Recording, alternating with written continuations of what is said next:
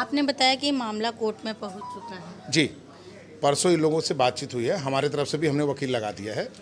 हमारे वकील जो है उन्होंने वकालतनामा भी हमने यहाँ से भेजा था, तो हमारे तरफ से हमने खड़े किया और वो सोमवार को एक बार जज साहब फिर से सुनेंगे और उसके बाद क्लियर हो जाएगा।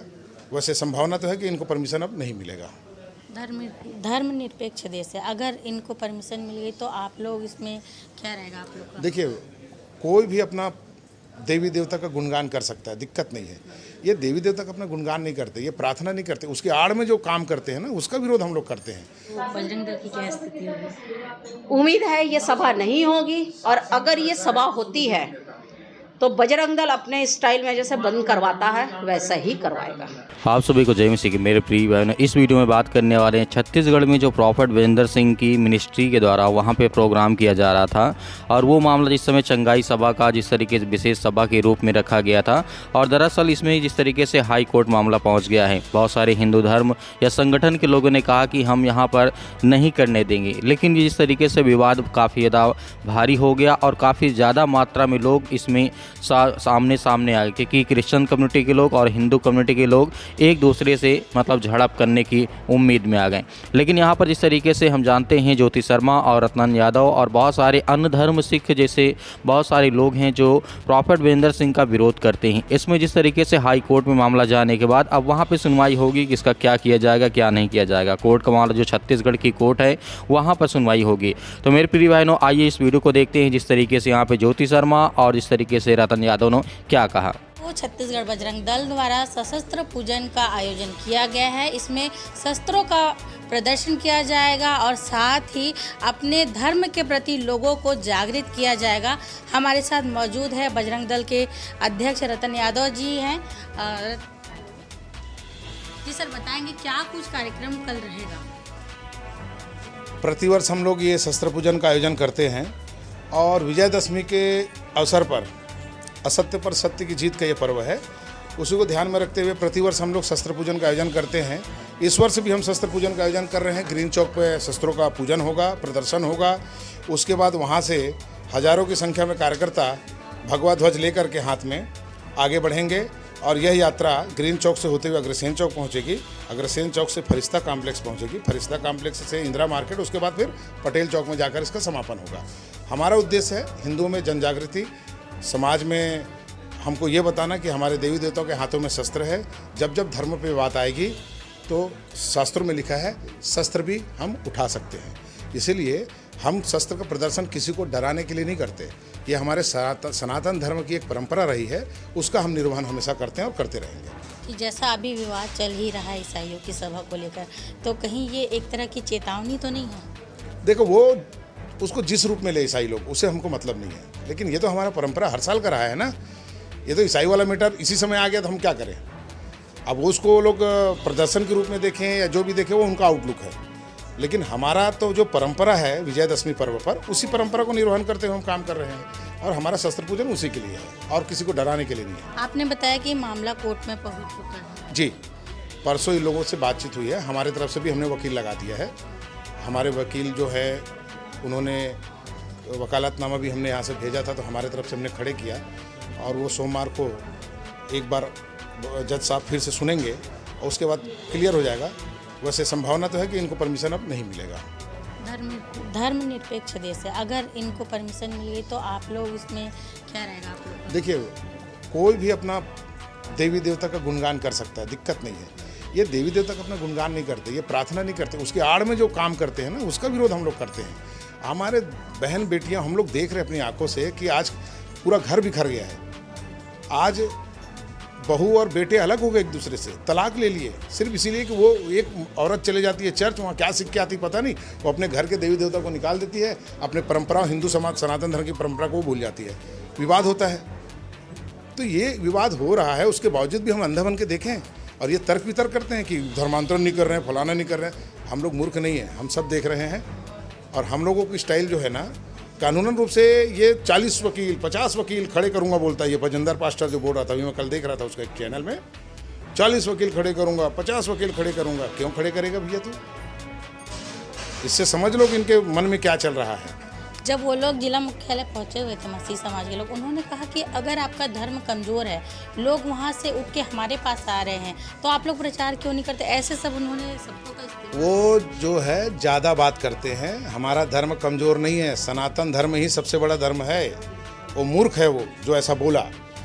ये लोग छोटे छोटे आर्थिक रूप से कमज़ोर लोगों के घर में जाते हैं। जब बताया ना कि एक बार ज्योति दीदी ने मारी थी झापड़, किसको? पास्टर को। क्यों मारी थी? ये एक तो पुस्तक ले लेंगे और घर घर 5-7 लोग जाते हैं और कन्वेंस करते हैं। क्या ज़रूरत है भैया आपको ये सब करने का? और आपको करना है तो अपने धर्म के लोगों के पास जाइए। आप हिंदू घरों में जाकर के क्यों इस प्रकार से प्रोपेगेंडा फैलाते हैं? ये कुछ भी बोले, इनका उद्देश्य क्या है ये हमको समझ में आता है। तो हमने तो तय कर लिया है कि जो समझते हैं उसी भाषा में इनको जवाब देना है, इसलिए हम तैयार बैठे हैं। हम तो हर परिस्थिति में लड़ने के लिए तैयार बैठे हैं। हमें किसी की परवाह नहीं है। हिंदू धर्म को बचाने के लिए ये बजरंग दल के कार्यकर्ता, बजरंगी जितने भी हैं, खड़े हैं और मुंह तोड़ जवाब देंगे इनको अगर ये कुछ किए तो। शस्त्र मारने का धर्म वो सेक्टर 1 का था, 3 साल पहले का है। वो बाहर में शाम के समय में हमारे यहाँ की बुजुर्ग अम्मा लोग बैठे हुए थे, चाची लोग बैठे हुए थे, उनको वो बुक दे दे करके बोल रहे थे कि यहाँ पर देखो आप लोग छोटे छोटे क्वार्टर में रहते हो, आप लोगों को क्या मिलता है, ऐसा करके।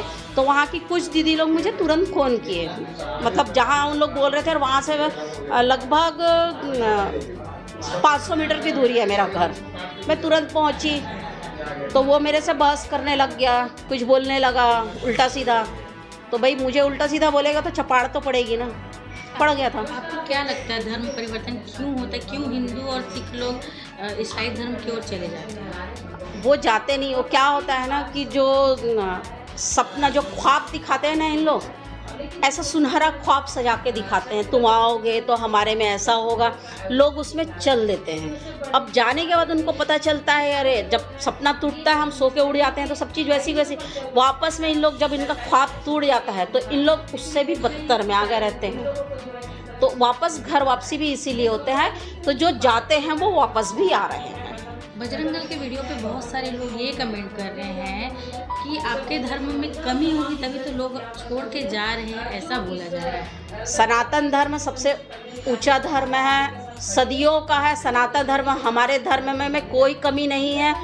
जो जा रहे हैं वो कहीं ना कहीं दिमाग से थोड़े से कमज़ोर हैं, जो अपने धर्म को अच्छे से नहीं समझ पाते और उनके घर में इस चीज़ को समझा नहीं पाए हैं, इसलिए वो कुछ समय के लिए जाते हैं फिर वापस आ जाते हैं। एक सवाल और आया था उसमें कि जो सभा हो रही जिसके बारे में विवाद हो रहा है उसमें किसी भी हिंदुओं को ज़बरदस्ती तो नहीं बुलाया जा रहा, और जो अपनी मर्जी से आ रहे हैं उसको आप लोग क्यों रोकेंगे? ऐसा क्वेश्चन। ज़बरदस्ती तो बुला रहे हैं, गाड़ी में भर भर के लाते हैं ना, कोई अपने से तो कोई नहीं आता है वहाँ।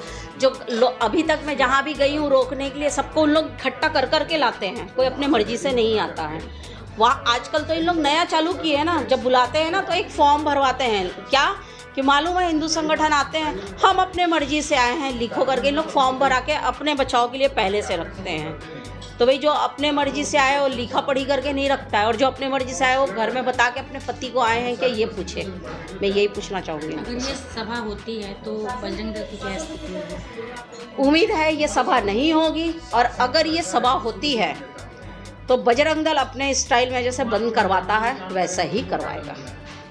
जिस तरीके से आपने इस वीडियो में देखा कि रतन यादव के यहाँ पे कहना है कि अब कोर्ट में मामला चला गया है और ये मामले को देखा जाएगा, और जिस तरीके से प्रॉफिट विजेंद्र सिंह को लेकर के कह रहे थे कि मैं 40 रतन यादव यहाँ पे कह रहे थे, प्रॉफिट विजेंद्र सिंह जैसे परसों कहा था कि 40-40 वकील हम रखेंगे हर एक स्टेट में अलग अलग, ताकि उन लोगों पर जो उपद्रवी हैं, जो असामाजिक तत्व के लोग हैं, जो ये कहते हैं कि धर्म परिवर्तन करते जात बदलते हैं, उन पर काम करेंगे।